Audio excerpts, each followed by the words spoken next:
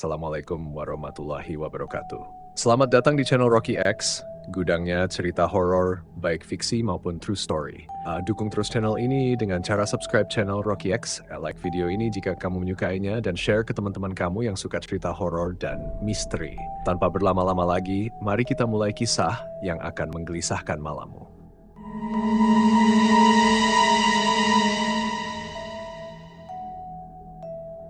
Namaku Ujang, supir truk Colt Diesel dari Pamengpeuk, Garut Selatan. Usia 52 tahun, gendut, perokok berat, dan katanya keras kepala. Tapi dalam hidup, keras kepala itu kadang jadi satu-satunya hal yang bikin kita bisa terus jalan.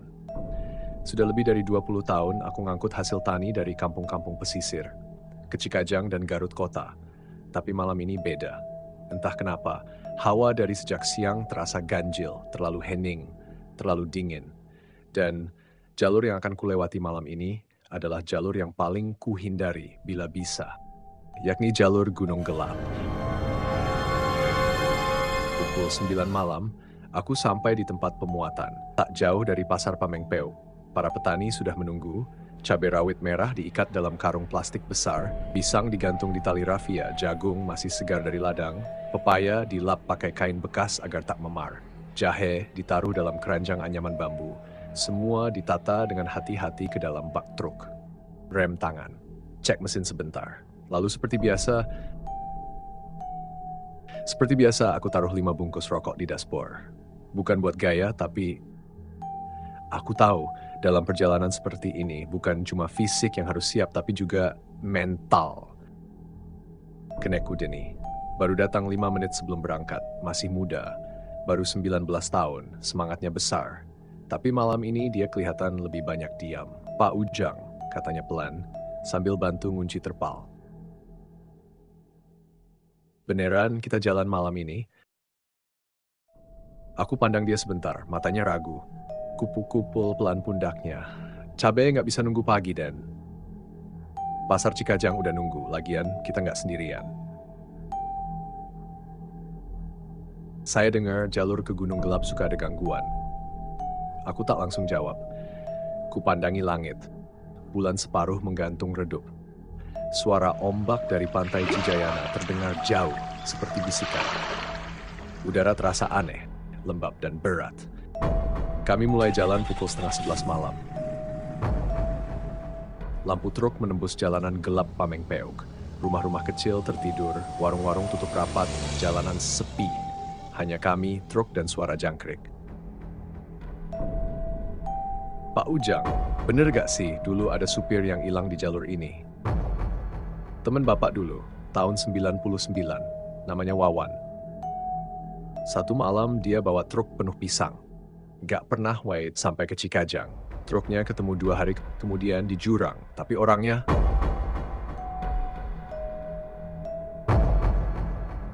mati, Pak.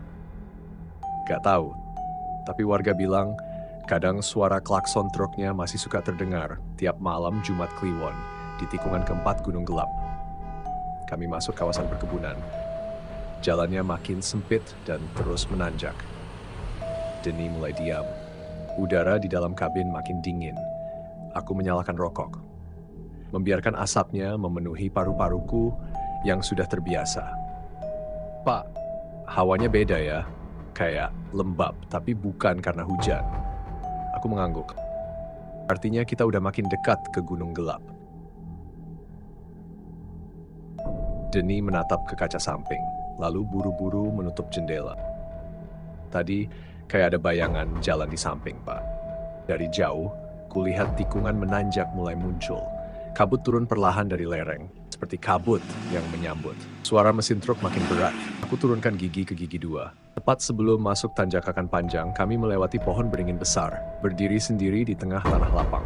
Di situ, mesin truk tiba-tiba seperti tersendat, lalu hidup lagi.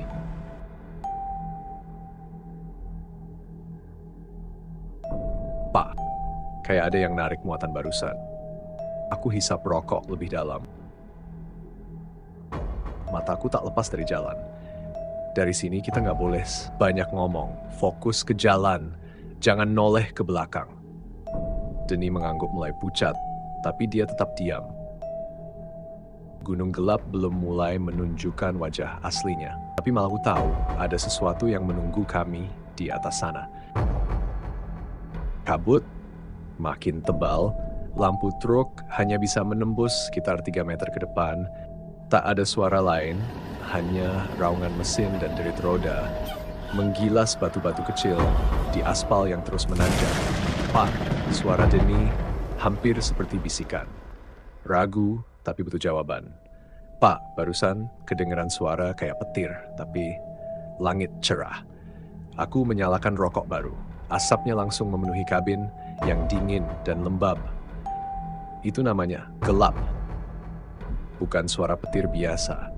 Orang sini percaya itu suara dari atas, tapi bukan dari langit. Dari pertarungan yang belum selesai. Pertarungan, aku mengangguk pelan. Dulu katanya ada 2 pendekar sakti bertarung 7 hari 7 malam di gunung ini. Gak ada yang menang sampai sekarang. Kalau malam tertentu mereka lanjut lagi. Beberapa ratus meter kemudian di sisi kiri jalan ada bangunan kecil. Pak, Bapak lihat warung yang di depan gak? Menatap jalanan, lalu mengangguk pelan. Truk terus melaju melewati warung itu. Itu warung kayak udah hampir rubuh, Pak. Bolong di mana-mana, atapnya udah gak ada. Tapi kok bisa lampunya nyala? Aku tertegun, dalam hati mengiyakan perkataan Denny. Ah, perasaan kamu saja kali, Den. Denny mulai diam, tapi tak lama kemudian duk. Dari bak belakang, seperti ada yang bergerak, jatuh. Denny menoleh cepat. Pak, ada suara di belakang. Aku tetap diam, tanganku menggenggam setir lebih erat. Pak, itu bukan suara karung. Itu kayak orang jalan di bak truk. Aku tahu, aku juga dengar. Tapi aku tidak akan berhenti. Kalau kamu lihat apapun di kaca spion, kataku pelan, jangan kamu bilang. Jangan kamu tanya. Kami terus naik, jalan makin sempit, kabut makin tebal, sampai di tikungan ke-7. Pak, ada orang di tengah jalan. Lampu truk menyorot, sosok tinggi besar bertelanjang dada. Tubuhnya gosong, melepuh. Tapi anehnya, di tangannya dia menggenggam kakinya sendiri. Aku tekan klakson. Sosok itu tidak mundur, seketika dia menghilang. Seperti asap, tapi hawa panasnya tertinggal sampai masuk ke kabin. Pak, saya nggak kuat. Ini kenapa banyak banget? Aku tetap menatap ke depan. Banyakin doa, Den. Jangan ikut panik, jangan lihat ke belakang. Kita belum sampai puncak.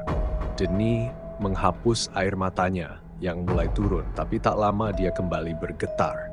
Di sisi kanan jalan, dekat pohon waru, berdiri sosok bersarung. Tubuhnya seperti orang tua, tapi wajahnya rata, tidak ada mata, tidak ada mulut, hanya kulit putih pucat membentang halus. Denny mulai terisak, aku tetap fokus, tapi rokok di tanganku nyaris habis, dan aku belum berani nyalakan yang baru. Kami melewati tikungan tajam. Di depannya ada bangunan tua, kayak pos ronda yang sudah lapuk. Ada seseorang duduk di sana, memeluk sesuatu. Kepalanya sendiri. Sebagai sopir tua yang sudah puluhan tahun lewat sini, malam ini adalah malam pertama. Aku melihat semua ini. Terlalu banyak, terlalu dekat.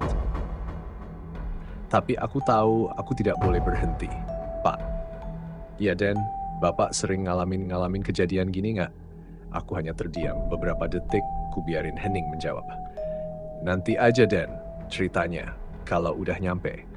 Tapi dari cara dia menarik napas, dia berharap malam ini cepat berlalu dan kami bisa sampai Cikajang tanpa kehilangan apapun. Jam di dashboard menunjukkan sekitar pukul 2:30.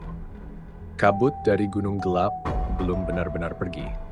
Lampu-lampu jalan masih redup dan pasar belum sepenuhnya hidup. Truk kupacu perlahan masuk ke kawasan pasar di sebuah lahan kosong dekat dengan deretan warung kopi. Tidak terlalu ramai, tapi beberapa orang sudah mulai sibuk. Aku matikan mesin. Denny turun lebih dulu, langsung membuka terpal dan mulai membongkar muatan. Aku menepi, jalan sebentar ke sebuah warung kopi di ujung lapak. Warung itu milik Bu Eni, kenalanku sejak dulu. Seorang ibu parubaya dengan suara keras dan tawa lebar. "Bu, bikinin kopi ya?" Bu Eni menoleh. "Iya, Kang Ujang. Masih kuat aja begadang?" Aku hanya tertawa pendek, duduk di kursi panjang, kutarik napas. Hawa di pasar ini berbeda, bukan karena udara, tapi karena terlalu sunyi. Orang-orang lewat, tapi tidak satu pun menyapa. Tak ada obrolan, hanya langkah dan mata kosong. Seolah mereka hanya bayangan. Kopi disajikan, ku kecap pelan. Rasanya pahit sekali, tapi menenangkan. "Den!" teriakku dari warung. "Ngopi dulu sini." Denny masih sibuk, tapi akhirnya menoleh. Dia berjalan pelan ke arahku, wajahnya letih. Matanya sembab, mungkin belum hilang betul dari bayang-bayang tadi malam. Kami duduk, kutawari kopi. Dia hanya menatap gelas, lalu mengangguk. Untuk mencairkan suasana, aku mencoba mengobrol dengan pria tua di sampingku. Kemudian, si pria itu bertanya, "Jam berapa dari Cijayana, Pak Ujang?" "Sekitar jam 11 malam, Pak." Pria itu menoleh ke arahku, lalu berkata, "Kalau begitu, pas di Gunung Gelap, tengah malam dong." Aku hanya tersenyum kecil dan menjawab, "Iya, Pak." Pria itu mendadak terdiam dan seketika itu suasana di warung kecil itu mendadak sunyi. Bu Eni begitu terkejut, kemudian bertanya, "Kang, emang Akang parkir truknya di mana?" Aku menunjuk ke arah tempat tadi aku berhenti. "Itu di ujung dekat semak." Aku tertegun. Tempat itu bukan parkiran pasar, semua ikut menoleh. Yang kulihat hanyalah semak ilalang tebal. Tidak ada truk, tidak ada aspal, hanya tanah kosong dan basah. Aku berdiri. Denny ikut bangkit. Kami berdua berjalan cepat ke arah situ. Dan benar, truk kami berdiri diam di tengah lahan kosong yang tak pernah dipakai parkir. Bahkan ban depannya menginjak bekas tumpukan dupa. "Kenapa bisa di sini, Pak?" bisik Denny. Aku tak bisa menjawab. Melihat kejadian itu, Bu Eni berinisiatif memanggil seorang ustadz yang tinggal tak jauh dari tempat itu. Pak Ustadz datang mengenakan peci putih, sorban tipis di leher, wajahnya tenang. Pak Ustadz kemudian bertanya, "Ada apa, Bu?" Dia habis lewat Gunung Gelap dan truknya parkir bukan di pasar. Pak Ustadz mendekat, tatapannya lembut tapi dalam. "Kang, ceritakan dari awal." Aku pun bicara. Kuceritakan semua apa yang kualami, mulai dari berangkat, semua peristiwa aneh yang kualami sepanjang jalan, hingga kejadian ini. Ternyata aku memarkirkan truk di tempat yang bukan seharusnya. Pak Ustadz hanya mengangguk. Kemudian Pak Ustadz menoleh ke arah Denny lalu bertanya, "Kamu bawa sesuatu, Nak?" Denny mengerutkan dahi. "Maksudnya?" "Sesuatu seperti keris kecil?" Denny terdiam. Tangannya perlahan menyentuh saku celana jeansnya.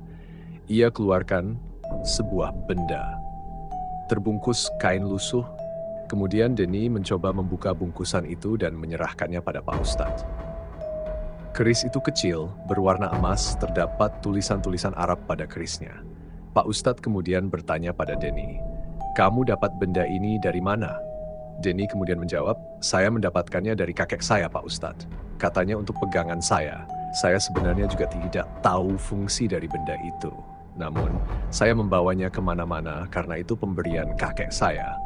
Tutupnya sambil menundukkan kepala. Mendengar itu, Pak Ustadz kemudian memejamkan matanya.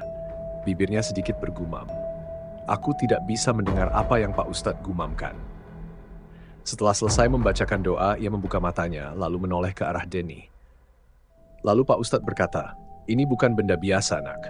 Benda ini mempunyai khodam di dalamnya." Pak Ustadz melanjutkan perkataannya, "Kamu memang tidak tahu apa-apa, Nak. Begitupun niat kakekmu baik memberikan benda ini sebagai sebuah pegangan.